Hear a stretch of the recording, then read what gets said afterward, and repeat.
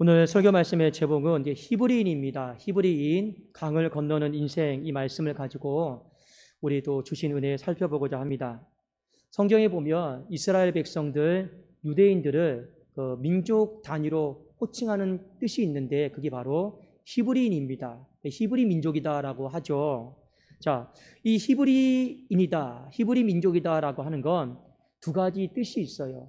하나는 역사적인 유래 속에서 그 의미를 좀 살펴봐야 되고, 또 하나는 정체성과 관련된 단어인데 영적인 의미 속에서 우리가 히브리인이다라고 하는 것이 무엇인가를 살펴볼 필요가 있습니다. 자, 먼저 역사적인 유래 속에서 왜 이스라엘 백성들을, 유대인들을 히브리인이다 부를까? 거기에는 창세기 11장 12장에 보면 하나님께서 아브라함을 부르십니다. 하나님의 아브라함을 부르시는데 갈대아 우르 땅, 지금으로 말하면 이 메소포타미아에서 아브라함을 부르셔요. 그리고 이렇게 말씀하셨죠. 너는 본토 친척 아버지의 집을 떠나서 내가 너에게 지시할 그 땅으로 가라. 이렇게 말씀하셨습니다. 그리고 하나님은 그 말씀을 하시면서 아브라함에게 꿈을 주셨어요. 내가 너를 통해서 새로운 시작을 할 것이다. 너를 통해서 저 하늘의 뜻을 이 땅 가운데 이룰 것이다 라고 말씀을 하신 거예요. 아브라함이 갈대아 우르를 떠나서 강을 건넜습니다. 그가 건넜던 강이 유프라테스 강이고 또 하나의 강이 요단강입니다. 그리고 하나님께서 약속하신 그 땅, 가나안 땅으로 왔는데 그 당시에 가나안 땅에 이미 가나안 원주민들이 살고 있었습니다. 가나안 원주민들이 아브라함을 보고 뭐라고 불렀느냐? 히브리인이다라고 불렀습니다. 이 히브리인의 그 뜻이 여러분 어떤 뜻이냐면 우리 한글 발음으로는 히브리인인데 이 히브리 발음으로는 이브림이에요. 이브림. 근데 이 이브림이다라고 하는 뜻이 원래 나온 동사가 있어요. 그게 아바르입니다. 이 아바르의 뜻을 알면 이브림이 어떤 뜻인가를 우리가 알 수가 있거든요. 이 아바르가 어떤 뜻이냐? 강을 건너다, 그리고 탈출하다, 극복하다, 극복할 수 있다. 이 세 가지의 뜻을 갖고 있는 거예요. 그래서 그 당시에 가나안 원주민들이 아브라함이 강을 건너왔단 말입니다. 그래서 별칭으로 히브리인 이렇게 부른 거예요. 그러니까 히브리인은 어떤 뜻입니까? 너는 저 강 건너편에서 온 사람, 강을 건너온 인생, 별명식으로 히브리인이다라고 불렀는데 이것이 시간이 지나다 보니 굳어져서 어떤 의미로 쓰였느냐? 히브리 민족, 이스라엘 민족, 유대인들, 이런 이제 민족을 지칭하는 집합 명사로 쓰였다라는 거예요. 이것이 바로 역사적 유래입니다. 자, 두 번째로 우리가 좀 살펴볼 것은 무엇이냐? 이제 영적인 의미입니다. 아까도 제가 말씀드렸죠. 영적인 의미는 정체성과 관련이 된 단어입니다. 히브리인들은 어떻게 살아야 되느냐? 강을 건너는 인생으로 살아야 되고, 탈출하는 인생으로 살아야 되고, 극복할 수 있는 인생으로 살아갈 수 있습니다. 이것이 이 히브리인들이 살아야 될 영적인 정체성이죠. 오늘 출애굽기 7장에 보면 이 히브리인들 영적인 정체성에 대해서 하나님이 언급하시는 장면인데 이것을 제가 크게 두 가지 관점 속에서 묶어서 여러분들에게 좀 설명을 좀 해드릴게요. 첫 번째는 뭐냐면 강을 건너는 것과 이 탈출하는 것은 서로 맞물려 있는데 이 한 덩어리로 먼저 말씀드리고 그 다음에 극복할 수 있는 인생, 이 두 덩어리로 구분해서 여러분들에게 좀 설교를 하도록 하겠습니다. 자, 출애굽기 7장 16절을 우리 한번 봅시다. 우리가 이 구절은 좀 굉장히 좀 중요한 구절이에요. 다 같이 한번 우리 읽도록 하겠습니다. 시작. 그에게 이르기를 히브리 사람의 하나님 여호와께서 나를 왕에게 보내어 이르시되 내 백성을 보내라. 그러면 그들이 광야에서 나를 섬길 것이니라 하였으나 이제까지 네가 듣지 아니하도다. 하나님께서 우리 출애굽기 5장 6장에 보면 자신을 호칭하실 때 이렇게 말씀하셨죠. 나는 하나님이다. 근데 그 하나님이 어떤 하나님입니까? 여호와예요. 여호와는 구약의 그리스도이십니다. 구속주이시고 구원주이세요.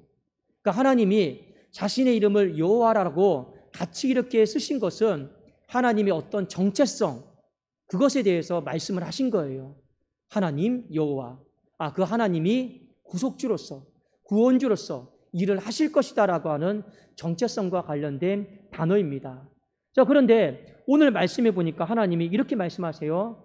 하나님 여호와께서 이렇게 말씀하지 않고 그 앞에다가 히브리 사람의 하나님 여호와께서, 이 히브리 사람이다라고 하는 걸 추가로 하나님이 말씀하셨습니다. 또 왜 그렇게 말씀하셨을까요? 나의 정체성이 여호와인 것처럼 너희들의 정체성은 히브리인이다. 이것을요 일깨워주고 싶은 거예요. 왜 여러분 이 부분이 중요하냐? 이제 출애굽기 7장에 보면 이제 10가지 재앙이 시작이 됩니다. 10가지 재앙이 시작이 되는데 그 10가지 재앙과 실제적으로 싸우시는 분은 내가 아니에요. 하나님이셔요. 하나님이 10가지 재앙과 애굽의 신과 싸우십니다. 하나님의 열심을 가지고 싸우셔요. 그럼 우리는 뭐 하면 됩니까? 하나님이 싸우시는 거 보면 되죠. 그런데 여러분 이거 아셔야 됩니다. 손바닥도 부딪혀야지 소리가 나는 것처럼 하나님이 열심을 가지고 싸울 때 내가 비록 나가서 싸우지는 못하더라도 우리는 어떤 마음 가져야 됩니까? 응원해야 되잖아요. 마치 가정에서 아버지와 어머니가 힘든 와중에도 일하러 나가십니다. 그러면 집에 있는 자녀들은 어떻게 해야 되는 것이 맞습니까? 어떻게 해야지 그 가정이 화평합니까? 아버지, 어머니를 응원해야죠. 맞습니다. 하나님께서 외부의 문제를 가지고 열심히 싸우실 때 이 안에서 이스라엘 백성들은 마음으로 열심을 다해서 응원해야 되는 거예요. 그럼 마음으로 열심을 다해 응원하는 게 뭐냐? 내가 누구인가? 이 내 마음의 준비를요 잘 하고 있어야 된다라는 거예요. 그럼 나는 누구입니까? 히브리인이다라는 거예요. 너는 누구냐? 히브리인으로 살아갈 준비를 해야 된다. 그것이 우리가 마음의 준비를 해야 될 모습인 것입니다. 자, 여러분 왜 이것이 중요하느냐? 나중에 있잖아요. 이스라엘 백성들이 출애굽을 이렇게 해요. 출애굽을 하는데 우리는 잘 알고 있습니다. 그들이 군말하지 않고 불평하지 않고 원망하지 않고 구름기둥과 불기둥을 따라갔던 게 아니에요. 항상 어떤 마음이었습니까? 다시 애굽으로 돌아가자. 이 애굽 생활에 미련을 갖고 살았단 말이에요. 그들은요 옛 생활을 바라보고 옛 생활에 대한 미련을 갖고 살았단 말이에요. 그건 히브리인답게 살지 못하는 거예요. 그건 여러분 히브리인과 아무 상관이 없는 삶이에요. 그런데 실제로 광야 40년 동안 그렇게 살았던 사람들이 많아요. 여러분 왜 많은지 아십니까? 하나님이 출애굽을 시킬 때 껍데기만 출애굽한 사람들도 상당히 많았다라는 거예요. 그러므로 여러분 우리의 마음 가운데 하나님이 출애굽하기 전에 애굽의 10가지 재앙과 싸우기 전에 우리가 정말 내 몸도 출애굽하고 내 마음도 출애굽하고 내 영도 진정으로 출애굽하려면 내 마음이 여러분 준비가 돼 있어야 돼요. 그래야지만이 진짜 출애굽이 이루어지는 거예요. 자, 그러면 하나님께서 히브리인으로 어떻게 준비하기를 원하셨느냐? 아까 히브리인의 뜻이 강을 건너다, 탈출하다라고 하는 것이 첫 번째 의미였습니다. 맞습니다. 이들은 이제 나중에 홍해를 건너야 돼요. 요단강을 건너야 돼요. 자, 그런데 이 강을 건너다라고 하는 건 여기에서 나온 게 아니에요. 우리 아까 창세기 11장, 12장에 보셨듯이 하나님이 먼저 믿음의 조상 아브라함에게 강을 건너라라고 하셨습니다. 자, 갈대아 우르를 건너라고 했어요. 그 땅을 떠나라고 했어요. 그래서 유프라테스 강, 이 요단강을 건너서 가나안 땅으로 온 거란 말입니다. 그런데 그 갈대아 우르, 메소포타미아는 어떤 곳이었습니까? 우상과 음란과 더러운 것과 교만과 성적인 타락과 불순종으로 가득 찼던 곳이 갈대아 우르였습니다. 그곳을 떠나야 돼요. 애굽은 어떤 곳입니까? 온갖 잡다한 신들과 우상과 교만과 고집과 불순종이 가득했던 곳이에요. 그곳을 하나님은 떠나서 강을 건너기를 원하셨던 거예요. 자, 강을 건너기 전에 우리의 마음 가운데 한 가지 결심과 결단이 있어야 됩니다. 어떤 결심과 결단이냐? 내가 지금의 이 갈대아 우르를, 지금의 이 애굽 땅을 내가 벗어나야겠다, 탈출해야겠다라고 하는 여러분 거룩한 열망이 있어야 돼요. 거룩한 욕심이 있어야 돼요. 그 거룩한 욕심, 거룩한 열망, 지금의 이 상황, 갈대아 우르와 이 애굽의 생활을 내가 탈출하겠다라는 마음이 없는데, 그러면 껍데기만 출애굽하는 거죠. 그런 출애굽이 무슨 의미가 있겠습니까? 오늘날 이 시대도 마찬가지입니다. 이 시대가요, 많은 사람들이 하나님의 나라를 소망하지 않아요. 이 땅의 것만 쳐다봐요. 이 시대가 하나님 앞에 헌신하고 나를 드리고, 이제는 그런 시대가 안 돼버립니다. 더 물질에 집착하고 더 세상을 부러워하고 그런 시대가 되어버렸어요. 여러분, 옛날에 잘 조금만 생각해 보세요. 70년대, 80년대, 90년대까지만 해도 저 하늘에 조금만 색깔이 바뀌어도 주님이 오시려나 보다 하고 내가 마음의 준비를 좀 해야겠다, 이런 주님을 기다리면서 우리는 이 땅을 살았단 말입니다. 그러나 지금은 죄송하지만 정말로 주님을 기다리면서 그 주님 오심을 갈망하면서 살아가는 사람이 얼마나 될까요? 어떻게 하면 이 땅에서 잘 먹을까? 성공할까? 잘 입을까? 어떻게 하면 이 땅에서 근심 걱정 없이 살아갈 수 있을까? 모든 관점과 모든 집중이요, 이 땅의 것에 다 집중하고 있습니다. 어떻게 하면 더 모을까? 어떻게 하면 더 내 고가를 늘여놓을까? 우리의 관심은 여기에 집중하고 있단 말이에요. 그러니까 희한하게 있잖아요. 지금 이 시대를 살아가면서 사람들이 죽음에 대해 더 두려워하고 있습니다. 솔직히요, 옛날에는 죽음에 대해서 그렇게 두려워하지 않았어요. 왠지 아십니까? 죽으면 천국 가니까요. 부활에 대한 소망이 있거든요. 부활에 대한 확신이 있거든요. 설령 내가 오늘 죽는다 해도 내가 눈 뜨면 하나님이 저 요단강 건너편으로, 저 천국으로 나를 인도해 주실 거야. 받아들였어요. 그러나 오늘날은 그 죽음을 못 받아들여요. 어떻게든 그 죽음을 이 땅에다 막아보려고요, 애를 쓰는 것이 안타깝지만 오늘날의 인생입니다. 더 많은 수명을 살고 더 많은 시간을 살지만 우리는 죽기를 원치를 않아요. 그저 여기가 좋사오니, 여기 조금만 더 있다 가겠사오니. 물론 그것이 나쁜 것은 아닙니다. 중요한 것은 우리가 이미 하나님 나라에 대한 소망을 너무나도 많이 잊어버렸다라는 거예요. 잃어버렸다라는 거예요. 이 시대의 문화가 하나님 나라를 소망하는 문화가 아니요, 영적인 것을 사모하는 문화가 아니요, 육적인 것을 사모하고 이 불순종의 세대 가운데 살아가고 있는 것이 갈대아 우르와 뭐가 다르겠습니까? 애굽과 무엇이 다르겠습니까? 우리의 신앙을 여러분 잘 점검하십시오. 잘 진단을 하셔야 됩니다. 내가 지금 이대로 이 상태로 신앙생활 하는 것이 과연 옳을까를 한번 생각해 보십시오. 이미 여러분, 죄송한 말씀이지만 한국교회 교육자들조차도 기도하지 않는 교육자들이 태반이에요. 네, 현실입니다. 이미 새벽기도 문 닫은 데도 태반이고요, 금요 철회 안 하는데도요 태반이고요, 주일날 오후 찬양 예배 안 하는데도요 이미 태반이에요.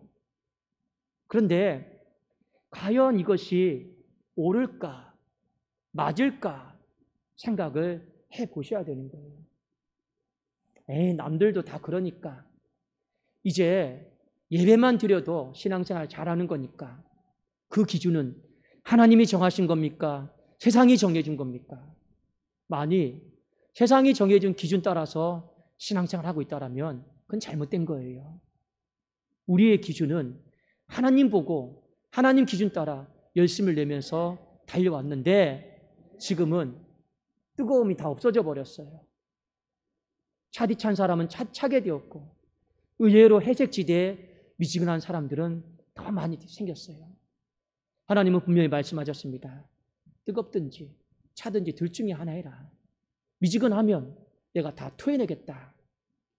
그런데 지금 이 시대가 갈대아 우르와 애굽과 별반 다를 것이 없단 말입니다. 그 속에도 우리가 지금 신앙생활을 하고 있는데 그저 여기가 좋사오니, 이 상태가 좋사오니, 나는 지금 잘하고 있사오니, 이런 마음 가지시면 강을 못 건너요. 어떤 마음을 가져야 되는지 아십니까? 내가 지금 하나님 보시기에 열심을 못 내고 있구나, 잘못 신앙생활하고 있구나, 이건 아무리 생각해도 내 옛날에 나는 이렇게 신앙생활하지 않았는데 이렇게 하다가는 내가 죽겠구나, 위기의식을 가지고 경각심을 가지고 내가 이런 신앙생활에서 나태와 안일에 빠진 이 신앙생활에서 내가 벗어나야겠다. 내가 탈출해야겠다. 이 거룩한 마음을 가지셔야 되는 거예요. 그래야지만이 강을 건널 수가 있는 거예요. 내가 이 나태와 안일에 빠진 이 신앙 가운데 탈출할 마음이 없는데 몸만 껍데기만 강을 건너면 못하겠습니까? 그러면 그 강야 40년 동안 끊임없이 애굽이 좋았는데 그리로 돌아가자고 말하는 사람이 그 사람만 되겠습니까? 바로 우리 자신이 되는 거죠. 실제로 민수기 11장 18절에 보면 내가 정말 끊을 걸 끊어야겠다라고 끊지 못하고 몸만 탈출한 사람들이 이 40년 동안 모세의 발목을 잡습니다. 자, 민수기 11장 18절입니다. 또 백성에게 이르기를 너희의 몸을 거룩히 하여 내일 고기를 먹기를 기다리라. 너희가 울며 이르기를 누가 우리에게 고기를 주어 먹게 하랴. 그 다음 보세요. 애굽에 있을 때가 우리에게 좋았다라는 말이 여호와께 들렸습니다. 이들은 나오면서 애굽을 못 끊고 나온 거예요. 끊고 나와야 되는데, 탈출하고 나와야 되는데 진짜 마음하고 영은 애굽에 남겨놓고 몸만 나온 거예요. 그러니 늘 하는 말이 뭡니까? 애굽에 있을 때가 좋았다. 애굽에 있을 때가 좋았다. 진짜 강을 건넌 인생이 아니다라는 거예요. 그러니까 진짜 강을 건넌 인생이 아니니까 하나님이 이 사람들과 새로운 시작을 안 해요. 그래도 이 사람들 어떻게 됩니까? 광야에서 이 여호수아와 갈렙 빼고 다 죽었습니다. 하나님이 새로운 시작을 할 수가 없어요. 왜요? 진짜 강을 건넌 인생이 아니니까요. 진짜 강을 건넌 인생은 여호수아와 갈렙밖에 없었습니다. 무서운 말씀이죠. 실제로 이스라엘 백성들이 출애굽하고 나서 제일 먼저 건넜던 강이 홍해입니다. 자, 홍해인데 성경은 이 홍해를 건넌 것을 강을 건넜다 이렇게 표현하지 않고 세례받았다 이렇게 표현을 합니다. 자, 우리 한번 고린도전서 10장 2절을 보겠습니다. 고린도전서 10장 2절입니다. 제가 한번 읽어드릴게요. 모세에게 속하여 다 구름과 바다에서 세례를 받고. 사도 바울은요, 홍해를 건넌 이 사건을 그냥 지리적으로 홍해라고 하는 강을 건넜다 이렇게 표현하지 않고 세례를 받았다라고 표현을 하고 있습니다. 홍해를 건넌 게 세례받은 거예요. 여러분, 세례는 무엇입니까? 물속에 들어가면 내가 죽죠. 숨을 못 쉬니까. 세례는요, 내가 옛사람에 대해서, 과거에 대해서, 갈대아 우르에 대해서, 애굽에 대해서 죽겠다라는 거예요. 벗어버리겠다라는 거예요. 물속에서 나오면 숨 쉴 수 있죠. 살죠. 이제 내 남은 인생을 하나님 위해 잘 살겠습니다. 그게 세례예요. 그게 세례지 않습니까? 홍해를 건넌 것은 하나님이 몸만 건너라는 게 아니에요. 분명히 마지막 기회를 주셨습니다. 애굽에서의 생활 탈출해라. 갈대아 우리에서 탈출해라. 옛생활 탈출해라. 벗어버려라. 그거 다 끊을 거 끊고 벗어버릴 거 벗고 이제 새 출발하는 마음으로 강을 건너자. 우리 안에 필요한 것이 있어요. 여러분, 이 시대를 살아가면서 하나님은 분명히 교회를 통해서 또 누군가를 통해서 새로운 시작을 하기를 원하십니다. 우리가 주 기도문에도 이런 기도하고 있죠. 하늘에서 뜻이 이루어진 것처럼 땅에서도 뜻이 이루어지기를 원합니다. 새로운 시작은 무엇입니까? 하나님의 그 원대한 계획, 원대한 꿈, 원대한 복, 원대한 부어주심, 누군가 한 사람에게 하나님이 주셔서 하나님이 이 땅에서 이루고자 하시는 거예요. 누군가 한 교회를 택해서, 누군가 한 사람을 택해서 이 땅에 그 하나님의 모든 원천과 에너지와 능력과 자원을 가지고 하나님 나라를 만들어가기를 원하시는 거예요. 이게 하나님의 새로운 시작입니다. 그런데 문제는 뭐냐? 많은 사람들이요, 강을 건너지를 않아요. 물론 건너는 사람은 있겠지만 많은 사람들이 의외로 여기가 좋사오니, 지금 이 상태가 좋사오니, 내 신앙생활은 아무런 문제가 없사오니 하고요, 탈출할 생각 자체를 안 한단 말입니다. 그러면 여러분 어떻게 되십니까? 갈대아 우리에서 그냥 죽는 거예요. 그냥 종살이 하다 죽는 거예요. 애굽에서 종살이 하다가 고된 노역하다가 사탄의 종노릇 하다가 인생이 죽는 것입니다. 하나님은 우리가 그렇게 살기를 원치 않으세요. 강을 건너서 어떻게 살기를 원합니까? 너는 택한 족속이요, 왕 같은 제사장이요, 하나님의 거룩한 나라요, 이 땅에서 하나님의 꿈을 이어드린 자로 살아가기를 원하신단 말입니다. 여러분, 강을 건널 수 있기를 주님의 이름으로 축원합니다. 강을 건너려면요, 반드시 내가 놓여있는 지금 이 상황 속에서 벗어나야겠다, 탈출해야겠다, 이대로 살다가 내가 죽겠구나, 이런 위기의식과 경각심을 가지고 강을 건널 준비를 하십시오. 하나님이 지금 이제 애굽의 10가지 재앙과 싸우시려고 하잖아요. 나도 무언가 마음에 준비를 해야 되겠죠. 다음으로 오늘 본문의 말씀은 강을 건넌 이후에 우리가 어떻게 살아야 될 것인가, 이 부분을 가르쳐주고 있습니다. 다시 한번 제가 출애굽기 7장 16절을 읽겠습니다. 그에게 이르기를 히브리 사람이 하나님 여호와께서 나를 왕에게 보내어 이르시되 내 백성을 보내라. 그러면 그들이 광야에서 나를 섬길 것이니라 하였으나 이제까지 네가 듣지 아니하도다. 하나님의 백성을 보내라고 했습니다. 그러면 그들이 앞으로 어떻게 살아갈 것이냐? 하나님 앞에 예배드리는 백성으로 살아갈 것입니다. 그것을 가르쳐주고 있어요. 이건 역시 아브라함으로부터 비롯된 겁니다. 아브라함이 갈대아 우르를 떠나서 가나안 땅에 당도했어요. 그가 가나안 땅에 도착하자마자 제일 먼저 했던 일, 그리고 장막을 옮기고 이사를 할 때마다 반복적으로 했던 일이 뭐냐? 하나님 앞에 예배드리는 것이었습니다. 맞습니다. 히브리인은 살아가야 될 모습이 어떻게 하면 내가 하나님 앞에 예배를 중단하지 않고 예배를 잘 드릴 수 있을까? 그것이 앞으로 살아가야 될 히브리인들의 모습인 거죠. 창세기 12장 7절과 13장 8절을 보면 강을 건넌 이후에 아브라함이 제일 먼저 했던 일, 여호와께서 아브라함에게 나타나 이르시되 내가 이 땅, 가나안 땅이죠, 네 자손에게 주리라 하신지라. 자기에게 나타나신 여호와께 그가 그곳에서 제단을 쌓고 예배드렸다라는 거예요. 13장 18절에 이사를 한번 했습니다. 이에 아브라함이 장막을 옮겨 헤브론에 있는 마므레 상수리 숯불에 이르러 거주하며 거기서 여호와를 위하여 제단을 쌓았다. 그러니까 예배드린 거예요. 맞습니다.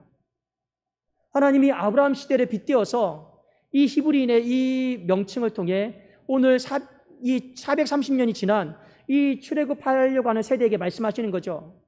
너희들이 강을 왜 건너느냐? 우리가 잘 먹고 잘 입고 잘 살기 위해서 강을 건너는 게 아니라 우리가 앞으로 하나님 앞에 예배자로 살아가기 위해서, 예배드리는 백성으로 살아가기 위해서 우리는 강을 건너야 됩니다. 우리의 삶의 목표요, 목적인 것이죠. 자, 그런데 오늘 말씀에 보면 우리는 보통 예배자로 살아가면 안 돼요. 군대와 같은 강한 예배자로 살아가는 것이 진정한 히브리인이다라는 거예요. 왜냐? 출애굽기 7장 4절에 보니까 하나님이 당신의 백성을 이렇게 호칭하셨습니다. 바로가 너희의 말을 듣지 아니할 터인즉 내가 내 손을 애굽에 뻗쳐 여러 큰 심판을 내리고 내 군대, 내 백성 이스라엘 자손을 그 땅에서 인도하여 낼지라. 하나님은 이 히브리인을 뭐라 부르셨습니까? 내 군대라 불렀어요. 내 백성이라 불렀어요. 그리고 16절에 내 군대는 예배자로 살아야 된다.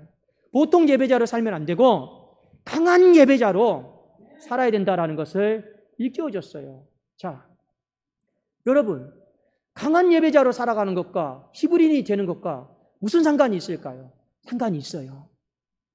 아까 제가 말씀드렸죠.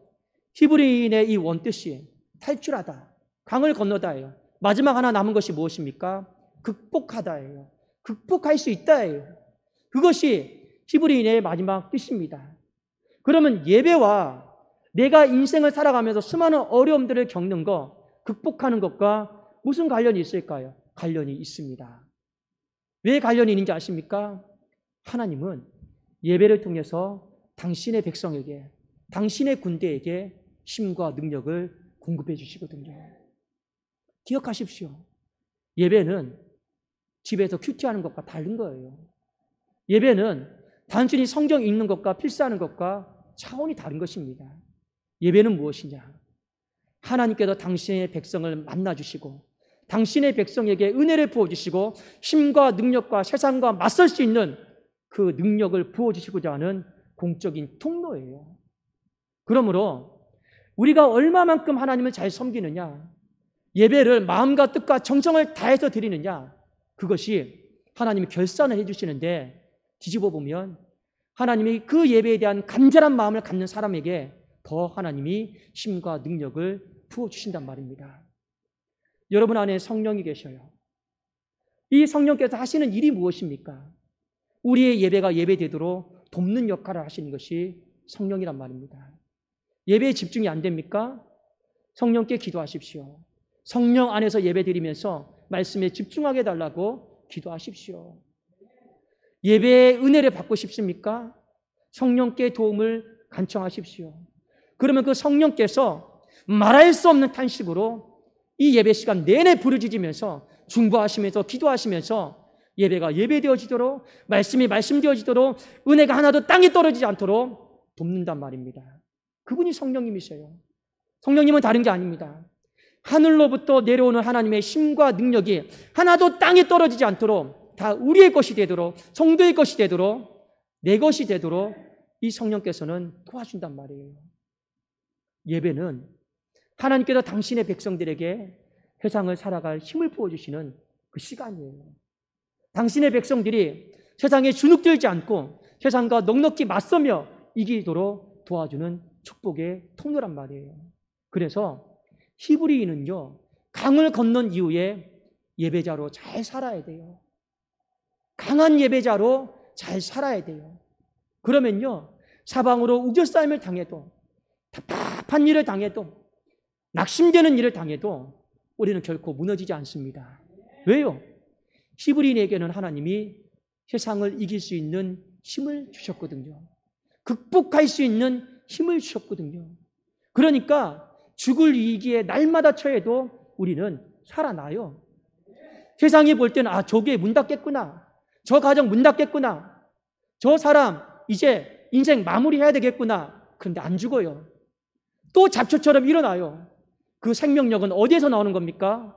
바로 예배에서 나오는 거예요. 그 질긴 생명력 있기 때문에 우리가 이 험한 세상에 거친 풍랑과 비바람 맞아가도 우리는 쓰러지지 않고 극복하고 이길 수가 있는 것입니다.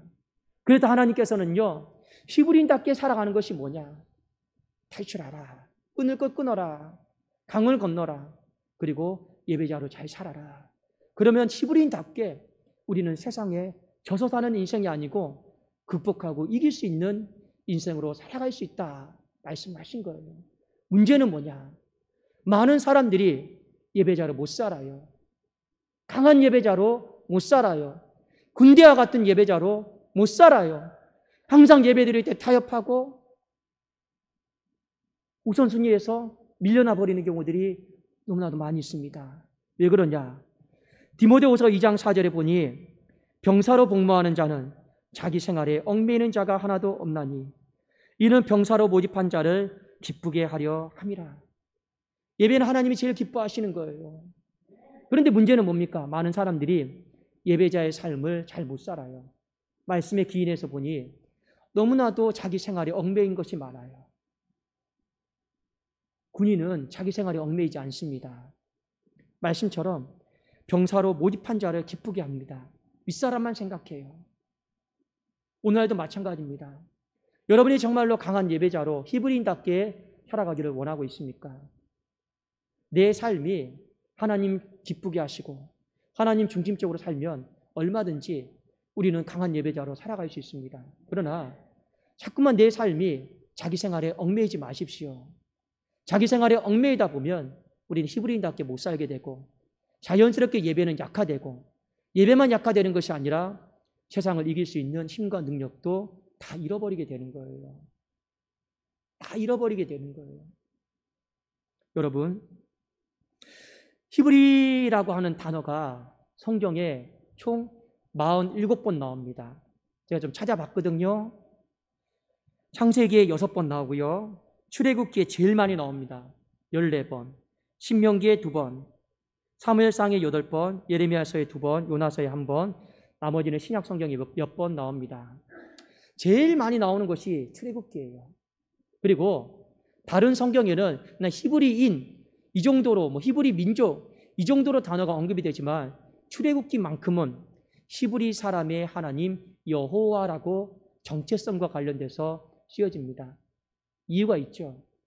430년 동안 애굽에서 살았어요. 얼마나 여러분 익숙합니까?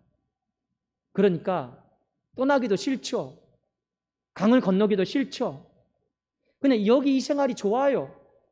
죽는 건지도 알면서도 그냥 이 생활이 좋아요. 벗어나고 싶은 마음도 없고 그냥 이대로 살다가 그냥 죽겠다. 이런 사람들이 그냥 태반이었습니다. 태반이었단 말입니다. 그러니까 하나님이 말씀하시는 거죠. 너희들이 분명히 나에게 힘들다라고 기도 요청하지 않았느냐. 그래서 내가 이제 출애굽기 7장부터 애굽에 10가지 재앙을 내려서 열심을 다해서 내가 싸울 테다. 그럼 우리 뭐 해야 됩니까? 하나님 앞에서 도와달라고 했으면 우리 뭐 해야 됩니까? 여호수아가 저기 저 아말렉 족속과 막 싸우고 있어요. 모세는 뭐 하고 있습니까? 잘 싸우나 못 싸우나 구경합니까? 저 산 중턱에 올라가서 해가 지도록 손이 내려오지 않도록 뭐 하고 있습니까? 기도에 열심을 보이고 있잖아요. 하나님께서 그렇게 싸우시면 우리는 뭐 해야 됩니까? 내 마음의 열심을 가지고 하나님을 응원하고 우리 출애굽할 준비를 하셔야 되는 거죠. 그렇지 않겠습니까? 하나님 열심히 싸우십시오. 우리는 방 안에 있겠습니다. 그러니까 껍데기만 출애굽하는 거죠. 하나님 그 사람과 새로운 시작과 새로운 꿈을 펼칠 생각이 없으신 것입니다. 다시 한번 히브리인으로 산다라고 하는 거, 여러분 가장 본질적인 의미는 아브라함처럼 산다라는 거예요. 그 믿음의 조상처럼 살아간다라는 거예요. 그 사람이 어떻게 살았습니까? 강을 건너는 인생으로 살았단 말이에요. 그냥 강만 건넜을까요? 아니에요. 교만과 우상과 성적 타락과 불순종과 모든 육신의 문화들, 안일과 나태를요 다 끊고 다 벗어버리고 탈출하고 강을 건넌 거예요. 여러분, 불필요한 고집이 있습니까?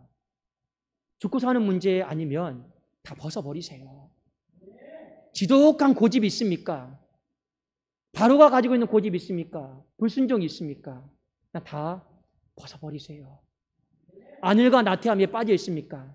그래도 난 여기서 살다가 죽을랜다. 그런 마음 갖지 마시고 하나님께서 기뻐하지 않는 이 육신으로 뭉쳐있는 문화, 육신은 결국에는 편안한 거 쫓아가게 돼 있습니다. 하나님께서 기뻐하지 않는 이 육신의 문화, 홍해 건너기 전에 전부 세례 받는다라는 마음으로 다 죽이시고 벗어버리시고 끊을 수 있기를 주님의 이름으로 축원합니다. 그래야지 강이 건너지는 거예요. 또 하나 무엇입니까? 강을 건넌 이후에 내가 예배자로 살아가야겠다라고 하는 거룩한 욕심을 가지십시오.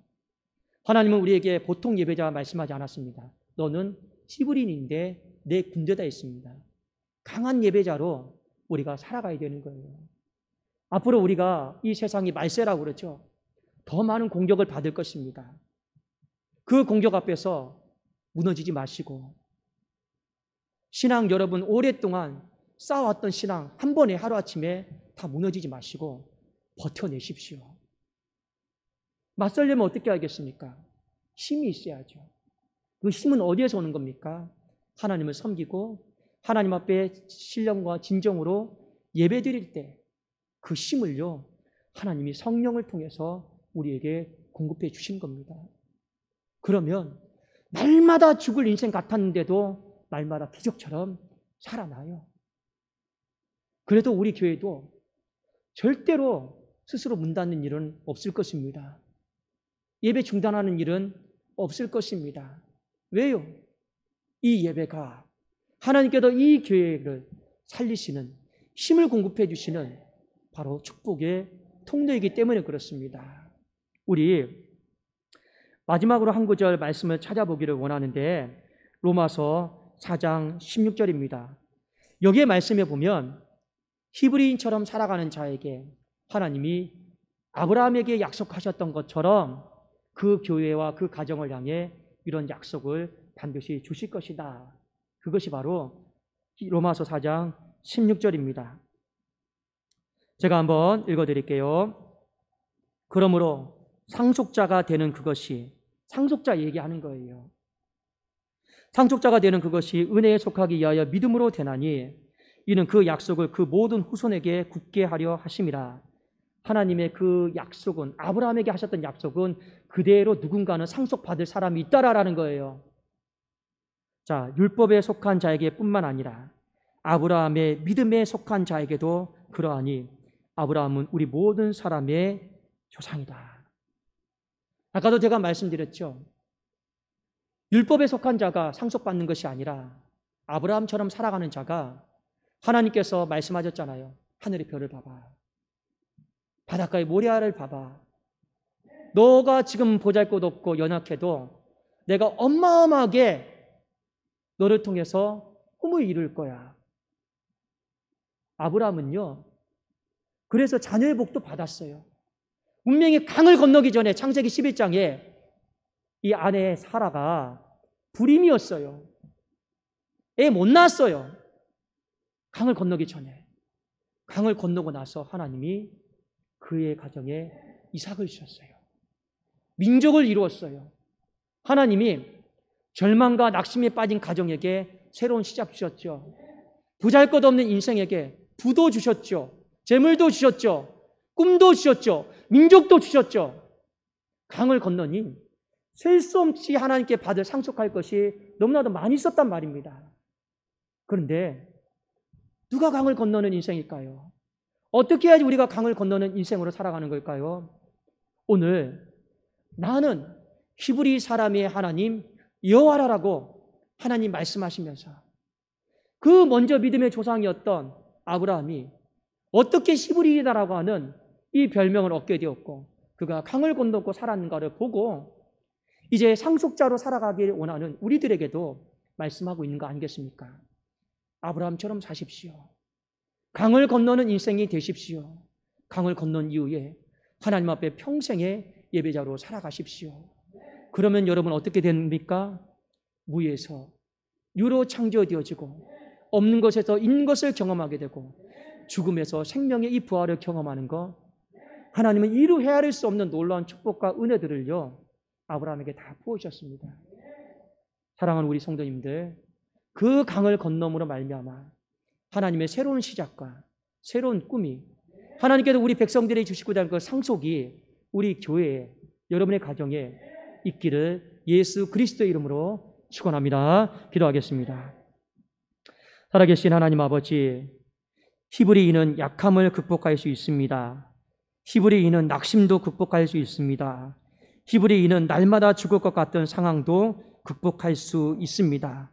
강을 건너므로 말미암아 또한 하나님께서 우리에게 주시는 새로운 시작을 기대하게 하시고 강을 건너므로 말미암아 하나님의 꿈과 비전이 우리 교회와 가정을 통해서 이루어지는 것도 이 불확실한 시대에 보게 하여 주시옵소서. 예수 그리스도의 이름으로 기도드리옵나이다. 아멘.